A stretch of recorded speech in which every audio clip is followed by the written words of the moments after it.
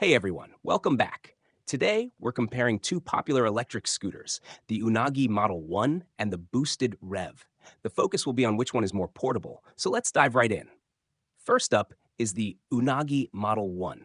Known for its lightweight design, the Unagi Model 1 is one of the most portable electric scooters out there. Weighing just 23 pounds, it's easy to carry and transport. Its sleek, minimalist design makes it simple to fold and take on the go, whether you're hopping on a bus or storing it in your apartment. Now let's talk about the boosted rev.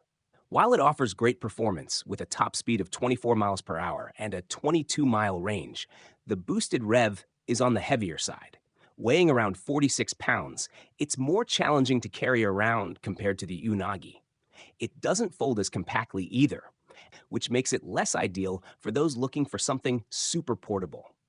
In terms of portability, the Unagi Model 1 clearly stands out. It's much lighter, more compact, and easier to carry. The boosted rev, while excellent in other areas, is less convenient when it comes to portability. That's it for today's comparison. See you next time for more electric scooter reviews.